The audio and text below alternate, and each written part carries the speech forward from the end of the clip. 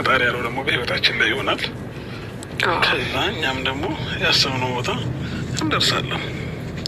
ጊዜ ይፈጃል እንጂ አብርሃም የኔ ነው። ሽማግሌ ይልክልኛል፣ ቤተሰቦችንም እንተዋወቃለን፣ ልጅም ወልዳለሁ። ከዛ አሁንም ልጆች ፈለፍላለሁ። ከዛ ምንድን ነው ሁሉም በጊዜው እፈለፍለው ታያላችሁ። ለማብሸቅ ነው የሚመስለው እና ለማንኛውም ኖርማል ነው። እንታወኝ ፈጣሪ ችግር የለውም። ጀናዋሉ በቃ Ashamaa akkam jirtu hordoftoonni kiyyaa marti keessan siniin jechuun jaaladha. Egaa yeroo darbee Daaniin jireenya kana keessaa ba'uun barbaada. Goolii kana keessaa bahee jiruu mataa koo jiraachuun barbaada. Karaa kanas karaa sanas hin ta'u jechuudhaan kinoo sirratti mari'achaa jiru. Siniin gargar sin baasuudhaaf akka inni jedhee argitanii turtan jechuudha. Abrahaamis immoo akka Daanii amanu kan taasise tokko obboleettii isaa Buziyyeedha. Buziyyeen gooteettiidha, dhugaa dubbachuuf dhiiradha. Waa hin hubatti, waa hin xiinxalti, sanaa booddeedha jechuudha kan ishiin dubbattu jechuudha. Maleessaayi Abrahaam waan hundumayyuu hin amana jechuudha. Dooleensaa yoo ta'u kun dhugaadha meedhee dubbisobaa inni dhugaadha een fudhata jechuudha, dhugaa dubbachuudhaaf. Egaa sanarraan kan ka'e fuuldura isaanii dhaabbattee hin dubbachuu hin dandeessaaree osoo walitti isaan waamneen heeyyuu jedhee akkasuma Daaniin isaan arfan waame jechuudha. Eenyu Ruutaa Efaa akkasumallee Meerii jechuudha. Meerinii inafte diraama bareechuudhaaf sinii galtimiti diraama bareechuudhaaf har'as deebi'anii wal arguudhaaf keessaafte jechuudha. Kun akka nu ifgala ijji keenya banamaa gurri keenya banamaa. Yeroo tokko barsiistuu keenya afaan Oromoo tokkotu jira, yeroo tokko taafuritti jechuudha. Na shamannateenya nama sadii taane maal jechaa jirtu gurri koo yaa adabaa qulaa dabarsaan hin jette. Inna isa isaanii amma akkatti dhaanii Abrahaam kun gowwoomudha. Garummoo eenyu maqaan isaa Amiruu faana waan baay'ee haasawaniiru. Amiruun biratti jechuudha. Amma yoomitti akkatti gowwoomtaa duras siin jennerraa Meeriin nagaaf sittin sinnee jedheenii akka dubbachaa tures haasawaa fi irrattis ture. Nutis haasawaa turre, nuti sin amannee inni garuu amanee waan baay'ee natti haasoftee waan baay'ee sanaan jette jedhee dubbachaa ture jechuudha. Eenyu Abrahaam. Amma garuu akkamittiin akkas ta'uu danda'a? Maal irratti hojjechaa jirudha? Daaniinis goolichum keessa jira Abrahaam. Wanti si galuu qabu har'allee jechuudha. Maaliif keessaan baane sitti fakkaate malee isaan tokkumaniiti kan isaan hojjechaa jiran jechuudha. Mucayyoo kanadhaan ofiisaaniitii si'iidhaan qabanii Ruutaa jala kaa'uu, ati Ruutaa hootaa. Ermeellaan immoo imimmaan ishee akka ishiin ootu kan isaan barbaadanii jechuudha. Kun ifaan ifa jira jechuudha. Dhugaa dubbachuuf kan tokko bareechanii kan tokko balleessanii boochisu jechuun ananatti fakkaatu jechuudha. Abrahaam immoo dhabde jechuun Ermeellaan gara biraatti waan deemtu fakkaata jechuudha. Akka haala kanaatiin jechuudha. Na booda gaabbiin taane keessa seentanii jechuudha. Kan salphinaa kan taanee fi har'uma osoo harka keessaa fudhattanii Ruutaanis jireenyuma mataa ishiitii jiraattee baay'ee bareeda jechuudha. Ifaan si arginee jira. Dasitaa waan ati gochaa jirtu. Dasitaan dhugaa jaalatee sobaa wanti beeknu hin jiru. Ta'ee fi ta'uufi baate garuu Ruutaa jaaladheera jedhee tankaraatataa jira mucaan jechuudha. Innaa ati qoomee heenyudha qoona kan na dhibe. Heenyu ati Ruutaa Abrahaam wajjin hin taasisaa. Ati Ruutaa faana hin ta'inii akkasumaanii kanati jettuun. Si jammarayyuu umaan beeku mucichi waan tokkoyyuu jechuudha. Ruutaan boruu asii gadi ququsaatiin ganama kaatee akka nama gufuu qussaa'u jechuudha. Innaa otoo jireenya namaa irratti taphachuu baattanii baay'ee bareedaadha jechuudha. Inaaffaadharaatiin kan ka'e oomaa waan sanitti balleessite hin qabdu har'allee ta'eera taanaan Ermeellaan jechuudha. Ermeellaanis immoo kaleessa na haarsite. Maalii yoo jettaniitu ta'e waan hunduma isaa fidanii miidiyaa irratti waa'ee gaa'eloo fi haasa'u taanaan jechuudha. Gaa'elli sun boruu wanti inni hin bittinneef tokko illee hin jiru. Amma fakkeenyaaf waa'ee maatii ishee barsiisuu akkasumas illee jaarsa ergachuu kana dura haasawanii haala biraankiidhaan waan ishii godhan beetti jechuudha. Yeroo sanas namoonni ishiitti kolfan kaleessa immoo waan kaameraan duuba haasa'anis qabaachuu danda'u. Garuu immoo teessiftee akkuma kaameraan taasistu kanatti bakka viidiyoo waan hundumtiyyuu viidiyoo ta'eera taanaan okkoo jireenyi keen burjaajaa dhugaan siniin jedhe.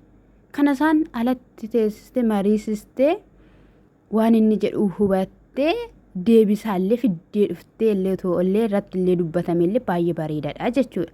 Ati qalabatii naa kaayyettee sin jaaladha jettee jaalala akkasittiin ibsitee fi jaarsummaa minaaminannaa jettuyyuu maal jechuudha kaameraa irratti. Keessaan gaafachuun mirga keeti abbaa manaa keeti waan barbaadde gaafachuun mirga qabda bakka. Kaameraa irratti garuu hin barbaachisu. Nuti arguun hin barbaachisu jedhee yaadan akka kiyyatti jechuudha. Sii galeera. Innaa tuffatamaadha kanatti deemtu jechuudha. Qaawwan ina seenaa. Ruutaa fi Abiraam kan gargar isaan baase waan hunduma isaanii fidanii jechuudha.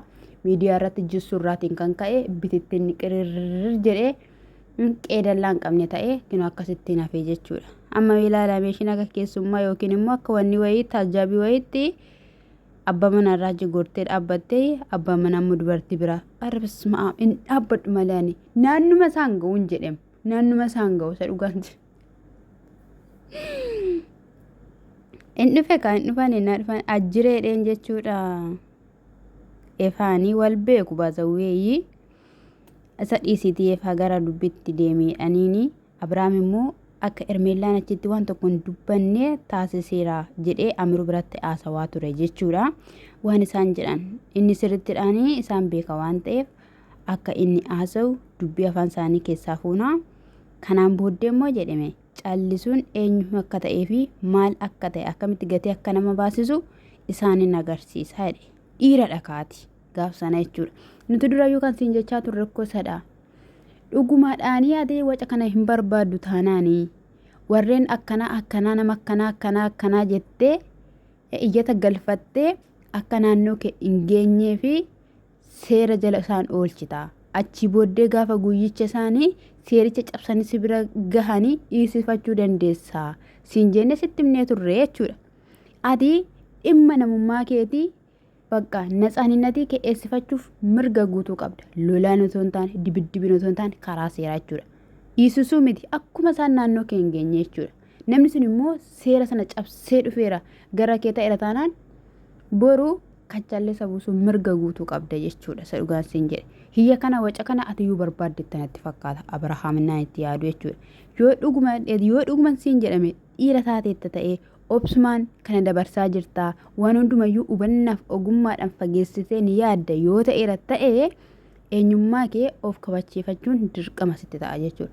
Haala kanadhaan boruun si jammarii ruutaan akkan daaniin jedhetti sababa mucaatiidhaanii Ermeellaa fi Abiraam gargar baaftee isaan ofitti deebisuudhaaf jechaanii ture.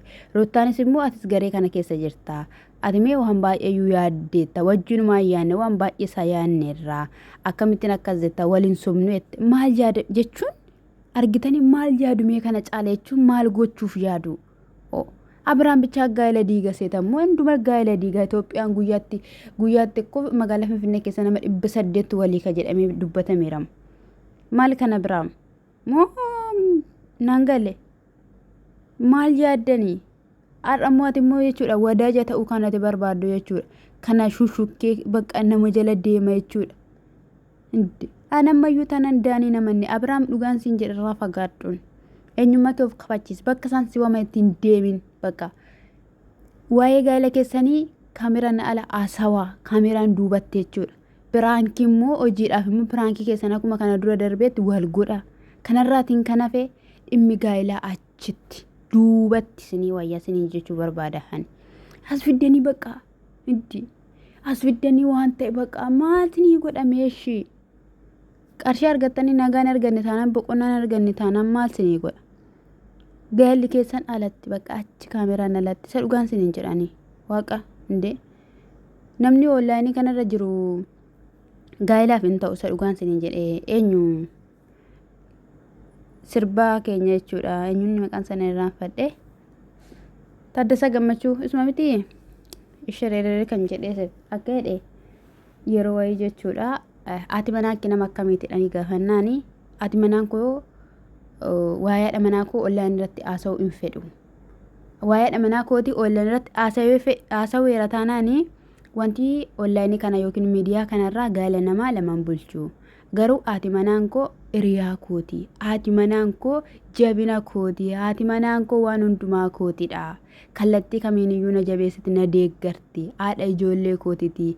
Edda gaafa wal argine wal barreeti amalli nuti jijjiiramnee hin beeknu. Mana keessa wanti baay'een jiraachuu danda'a garuu gidduu keenyatti rakkoon uumamee hin beeku. Ati manaan koo ambassaadha. Eragaa kanaaf iyyuu isiniin jechuun barbaada. Buziyyeenis asoosifteetti Ermeellaadhaanii wajjiniin ta'anii Abiraamidhaanii karaa qabachiisuu yookiin immoo dhiphina kana keessaa baasuudhaaf majaa mukkoo amma yoomitti hin hafume akkanatti nima sirrata nima toora galaa. Innaa isheen isa gawaan baay'ee asoosistee jechuudha. Ruuttaa bira dhaquun qabdu turtee yoo jetteen jechuudha. Bagadhatte gaaf sana waaqa garaa konna qabbanaa'anii bagadhatte isiniin jechuu barbaada. Waan baay'ee sirrata hama otoo gaaf sana calliftee taa'eera ta'ee isaan guyyaa lammata otoo gaaf sana calliftee ta'ee jechuudha. Dhugaa rabbii har'aa Abrahaamirra waa ga'ee ture bagadhatte. Sababni isaa bunni jiraayu misaan jiraayu jechuudha. Achi keessa immoo wanti baay'een jiraachuu danda'a itti jiru miti sukkara wayii xaph itti godhaniitti unachiisanii achi booddee dubbiin dhumatte. Dubbiin akka hin dhumanneef xaalqaa galche akkasitti. Diina kee gidduu akkasitti xaalqaa sii gala gaafa gaasi barbaade gooftaan jechuudha. Isa kanadhaa argitanii takkatti ishiin ammas gochaa turte kaleessa. Abbaa manaa kootiif kan hin amanamne, abbaa manaa kootiif kan hin tole hin jenne, waan inni jedhe kan hin hubanne jettee jechuudha. Irra gangalachaa akka hin turte inuma na fuudhaa, inuma jaarsummaa ergaa, maatii koos inuma baraa, inuman immoo ijoollees immoo yaasaa, ati daanqoodhaa. Nan falafala jettee taa falafaltu mitiire akka barbaadde haa gootu mirga isheetti mirga qabdi. Ofishiitti bulfatti isa biraan hojii qabdii ijoo haati ishee akkatti bareeddu haadha ishee kaleessa argeeni akkatti isaan bareedan waluma fakkaatu jechuudha. Daa'imayyuu haati ishee kan nama ajaa'ibu jechuudha. Akka jedhanitti mucaadhuma isaa obboleessa isheeti mitiire hangafti mikiidhaan sana jechuudha. Isheen immoo sattaantee dhalatti natti fakkaate garuu yaa bareedina isaanii lakkaadhuma isaaniitu bareeda akkasitti bareedu jechuudha. Baay'ee bareedu namatti tolu isiniin jechuun barbaada. Isa kana dhakaayii meeqa maanta akka ta'u hin beekamu. Abiraamii achitti maa callisu maaliin dubbatanii jedhan ture. Isaan lakkaa dura walii galanii waan tokko toon dubbatiin callisanii waanuma isaan haasawaniidhaanii haasaa harkaa gurguranii jiru jechuudha. Kanaaf iyyuu muluun shiyyuu bineensa dharraa fagaadhu isin jechuu barbaada yaa Abiraam.